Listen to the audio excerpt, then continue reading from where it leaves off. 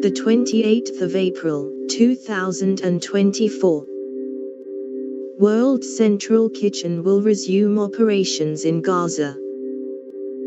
The organization halted aid efforts in the enclave after 7 of its workers were killed in an Israeli attack.